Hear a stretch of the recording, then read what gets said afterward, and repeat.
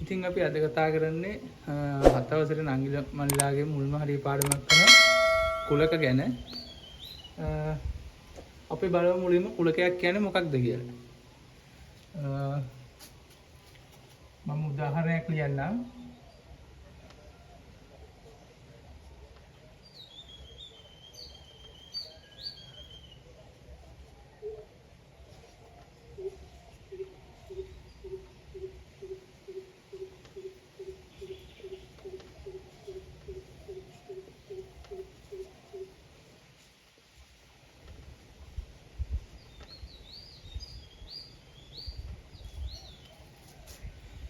ඉතින් අපි බලුවොත් කුලකයක් කියන්නේ මොකක්ද කියලා මෙතනින් අපිට මුලින්ම හම්බ වෙනවා ලස්සන මල්. මේ ලස්සන මල් කියන එක අපිට කුලකයක් විදිහට ගන්න පුළුවන්. මම මුලින්ම කියන්නම් කුලකයක් කියන්නේ මොකක්ද කියලා. කුලකයක් කියන්නේ නිශ්චිතව හඳුනාගත හැකි දේ වලින් යුත් එකතුවක්. ආයි කියන්නම් කුලක කියන්නේ නිශ්චිතව අපිට වෙන් කරලා හඳුනා ගන්න පුළුවන් දෙයක්. මෙතනින් ගත්තොත් 1 10ත් අතර සංඛ්‍යා 1 10ත් අතර ඉරට්ට සංඛ්‍යා 18 අඩු සංඛ්‍යා ඒ වගේ දේවල් අපිට නිශ්චිතව වෙන් කරලා ගන්න පුළුවන්. මෙතන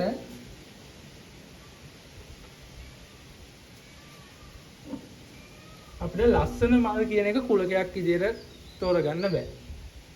ඒ මොකද ලස්සන මල් කියන එක සාපේක්ෂයි. එක්කෙනෙක්ට ලස්සන මලක් තව කෙනෙක්ට ලස්සන නැති වෙන්න පුළුවන්. එයාට ලස්සන මල වෙන කෙනෙක්ට ලස්සන නැති වෙන්න පුළුවන්. ඒ නිසා අපිට මේක කුලකයක් විදිහට ගන්න බෑ. ඊළඟට 1 10ත් අතර සංඛ්‍යා. 1 10ත් අතර සංඛ්‍යා කිව්වම අපිට 1යි 10යි ගන්න බෑ. අතර සංඛ්‍යානේ. 1 සිට 10ත් එක්ක වුණා 1 10ත් ගන්න පුළුවන්. ඒතර මෙතෙන්දී අපිට 2 3 4 5 6 7 8 9 කියලා 1 10ත් අතර සංඛ්‍යා කුලකයක් විදිහට වෙන් කරගන්න පුළුවන්. එතකොට මේක කුලකයක් වෙනවා. ඒක තමයි මූලිකව කුලකයක් කියන්නේ මොකක්ද?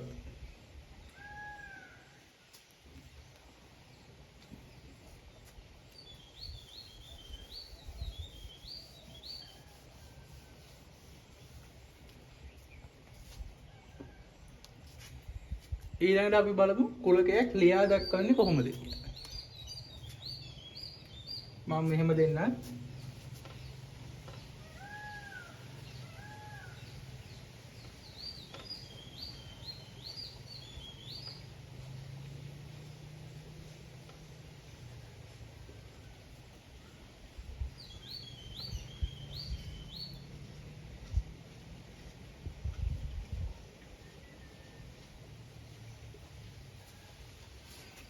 අපි ගත්තොත් 1 සිට 10 තෙක් ඉරට්ට සංඛ්‍යා කියලා මේක කොහොමද කුලකයක් විදිහට ලියන්නේ?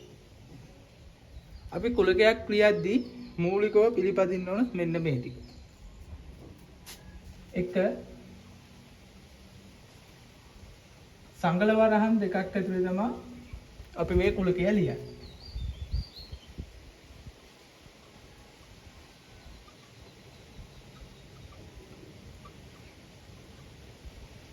ඊළඟ එක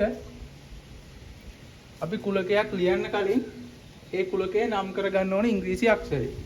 අපි ගොඩක් වෙලාවට ගන්නෙ කැපිටල් ඉංග්‍රීසි අක්ෂරය. උදාහරණයක් විදිහට අපි ගමු A.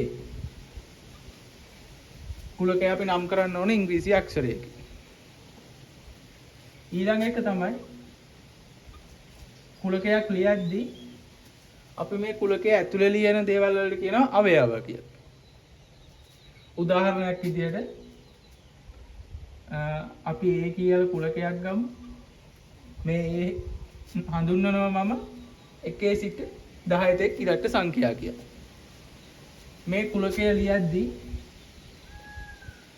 1 සිට 10 තෙක්නේ අපිට ලියන්න පුළුවන් 1 2 3 4 5 6 7 8 9 10. දැන් මම කිව්වා මේ කුලකය අපි නම් කරගන්නවා A කියලා. සංගල වරහන් දෙකක් ඇතුලේ අපි ලියාගත්ත ඒකට එනේ අවයව ටික. මේ ඇතුලේ ලියන දේවල් වලට අපි කියනවා අවයව. ඊළඟ දේ තමයි අපිට දැන් මේකෙදී එක හම්බ වෙන්නේ මේ අවයව වල එකම එක දෙපාරක් ලියන්න බෑ. අපි ඒකටත් උදාහරණයක් කරන් බලමු.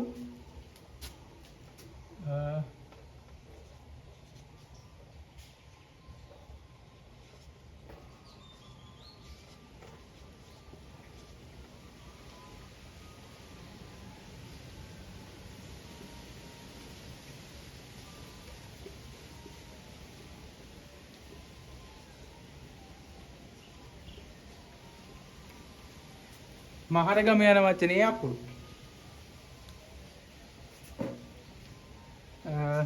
මම මේක නම් කරගන්නවා B කියලා.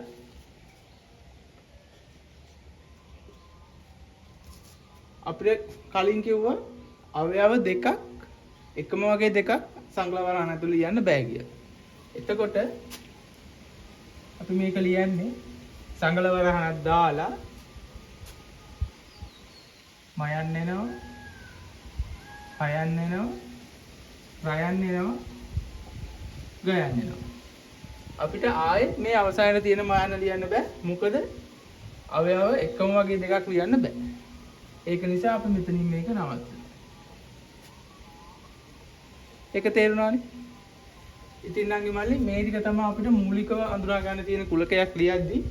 අනිත් එක තමයි අපි අවයව දෙකක් වෙන් කරනවා කමාවක් දාලා. මෙතන එක කමාවක් දෙක කමාවක් තුන. ඒ වගේ අපිට කමා දදා තමයි අවයව එකක් කර එකක් ලියන්නේ. ඊළඟ එක තමයි අපිට දැන් අපි හිතමු බිංදුවට වැඩි ඔත්තේ සංඛ්‍යා. බිංදුවට වැඩි ඔත්තේ සංඛ්‍යා කිව්වොත් ගොඩාක් තියෙනවා. අපිට පොතක හෝ බෝඩ් එකක ඒ ඔක්කොම ලියන්න බෑනේ. එතකොට අපි කරන්නේ මම ගන්න උදාහරණය 3 බිංදුවට වැඩි සංඛ්‍යා කියලා.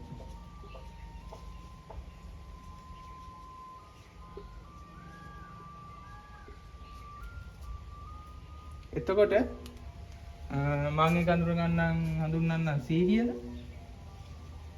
සංකල වරහනක් දාලා බිංදුවට වැඩි සංඛ්‍යානේ. එතකොට අපිට බිංදුව ගන්න බෑ. 1 2 3 4 5 6 අපි මෙහෙම ලියලා ක්‍රමාවක් දාලා ඩොට් තුනක් තියලා තවත් ඉස්සරහට සංඛ්‍යා තියෙනවා කියලා පෙන්වනවා. අපිට එහෙම නිශ්චිතව රටාවක් හඳුනා ගන්න පුළුවන් නම් මෙහෙම තියෙනවා කියලා අපිට ඉස්සරහට ඩොට් තුනක් දාලා මේ සංකල වරහන වහන්න පුළුවන්. මේකෙන් කියන්නේ 1 2 3 4 5 6 7 8 9 10 කියලා ඉස්සරහට ගොඩක් සංඛ්‍යා තියෙනවා. ඉතින් මේ ටික තමයි කුලකයක් ලියද්දී මූලිකවම හඳුනා ගන්න ඕන දේවල්.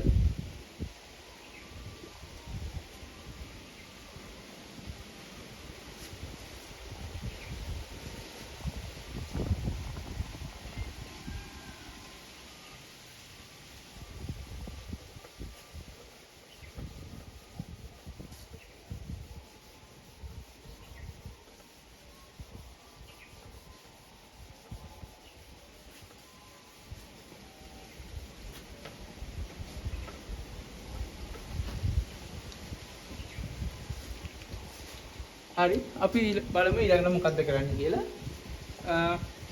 මම මෙහෙම උදාහරණයක් දෙන්නම් ඔයාලට. 4 කියලා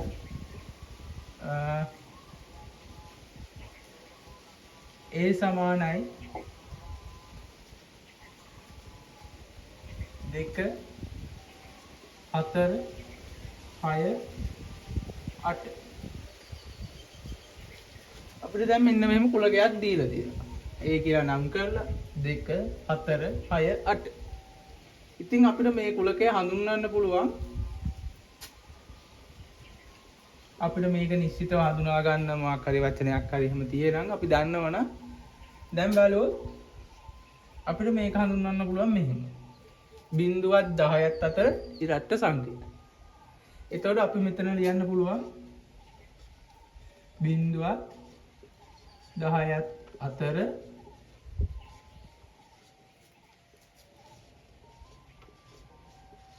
ඉරට්ට සංඛ්‍යා. අපිට මේ විදිහට කුලකයක් ලියන්න පුළුවන්.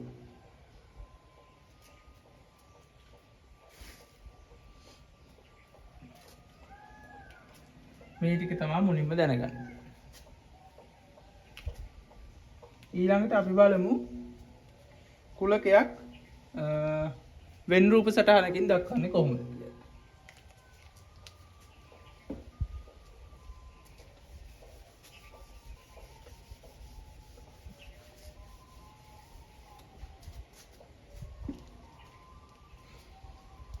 හරි. අපි දැන් බලමු කුලකයක් වෙන් රූප සටහනකින් දක්වන්නේ කොහොමද කියලා. මම ඔයාලට මෙහෙම උදාහරණයක් දෙන්නම්. 5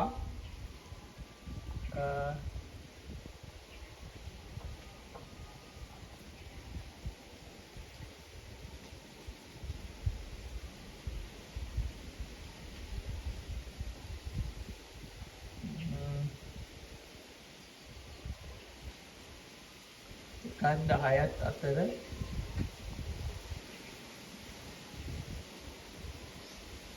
ඔත්තේ සංඛ්‍යා.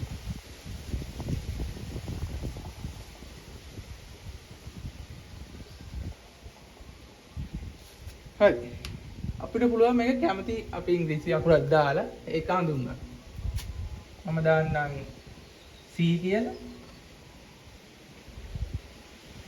අපි ඉස්සෙල්ලා මේ කුලකයක් විදිහට ලියා ගන්නවා 1ත් 10ත් අතර ඔත්තේ සංඛ්‍යා.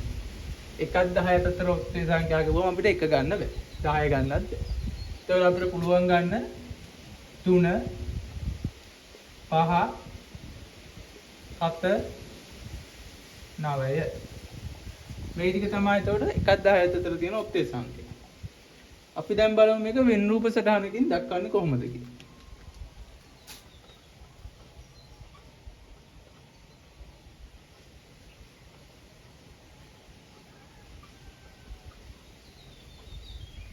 වෙන් රූප සටහන. මේක වෙන් රූප සටහනකින් දක්වද්දී අපි මෙහෙම තුමු අපි ගෝලයක් හදගත්ත කියලා. මේක මේ විදිහට සංඋත්තර රූපයක් වෙන්න ඕන. බැරි වෙලාවත් අපි මේ රූපේ මෙහෙම සංඋත්තර නැත්තම් ඒක වැරදි.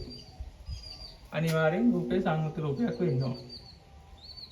ඊට පස්සේ අපි මේකට ඊතලයක් ගාලා අපි මේක හඳුන්වා ගන්නවා. අපි මෙතන දීපු නම. මෙතන දුන්නේ අපි C කියලා. ඊට පස්සේ අපි මේක ඇතුලේ ලියනවා මෙතන දීපු අවයව. 3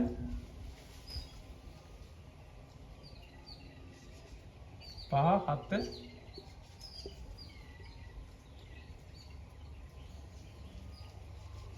9. අපි වෙන් රූප සටහනක දක්වද්දී මෙතන ක්‍රමායදීමක් කරන්නේ නැහැ. අපිට කැමති තැනකින් අවයව ටික ලියන්න. අපි මේ විදිහට සංයුත රූපයක් තුළ මේ අවයව කුලකයක අවයව ලියා දැක්වීම අපි හඳුන්වනවා කුලකයක් වෙන් රූප සටහනකින් දැක්වීම කියලා. අපිට ඉතින් මෙච්චරයි කුලක පාඩමේ ඉගෙන ගන්න තියෙන්නේ. අපි මේකෙන් උදාහරණ ගණන් ටිකක් අදලා බලමු.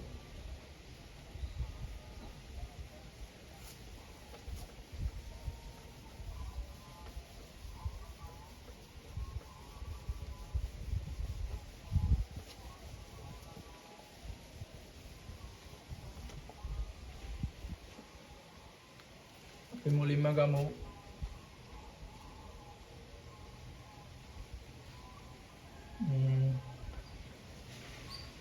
සතියේ දවස්.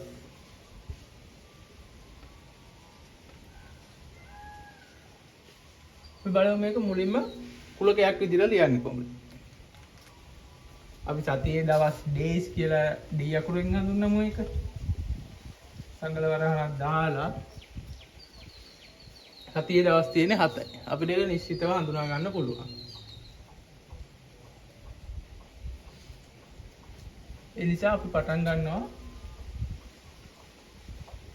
ඉරිදා සඳුදා අඟහරුවාදා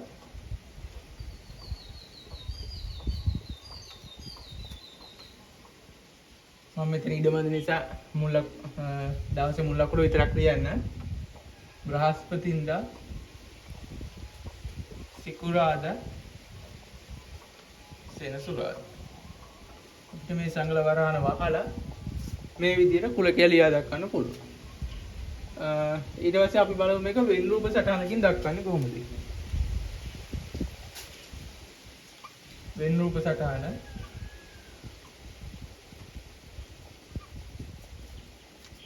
වෙන් රූප සටහනින් දක්වද්දී අපි මෙතන හැඳින්වුවේ D කියලා. ඒ කලින් ඇඳගත්තේ රවුමක්. දැන් ඇඳගමු පොතුව. දැන් මේක මෙහෙම තිබුණා වැරදි. සංයුත නැහැ. ඒ නිසා සංයුත කොටුවක් ඇඳගමු. මම මේකේ දවස් 7 මුල් අකුරු ටික දාන්න. ඉතින් පුළුවන් ඔයාලා එහෙම දාන්න එපා. එහෙම දැම්මොත් දෙන්නේ ඉඩයි. මම මෙතන ඉඩම නිසා එහෙම දැන්. ඉරිදා, සඳුදා, අඟහරුවාදා, බදාදා, බ්‍රහස්පතින්දා, සිකුරාදා, සෙනසුරාදා. අපිට මේ විදිහට පුළුවන් මේක වෙන් රූප සටහනකින් දක්වන්න. අපි තව උදාහරණයක් ගානක් හදලා බලමු.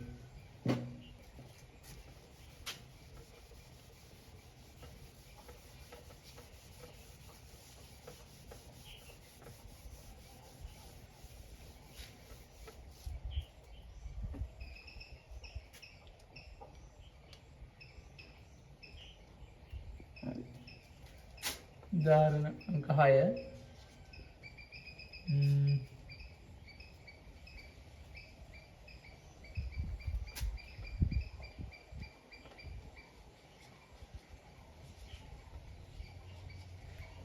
හරස යන වචනයේ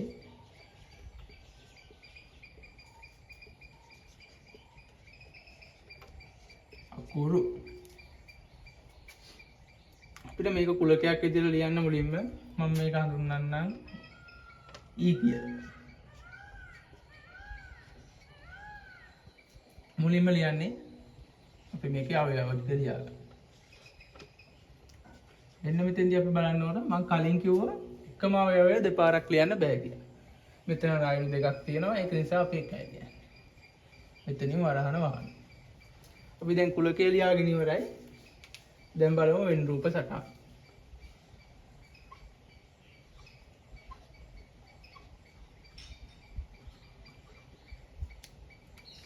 වෙන් රූප සටහනේදී මෙතනින් කියලා දැම්මා. යන්නේ ගමු ත්‍රිකෝණයක්. අපිට මේක ඇතුළේ ලියා ගන්න පුළුවන් මේ අවයව ටික.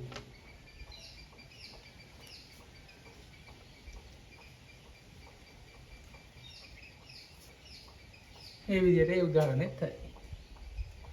මෙහෙම තමයි කුලක පාඩමේ දේවල් ටික සිද්ධ වෙන්නේ. ඔයාලට පුළුවන් මේ උදාහරණ මම කියලා දීපු ටික පාවිච්චි කරලා ඔයාලගේ අභ්‍යාසවල තියෙන ගණන් ටිකත් හරි.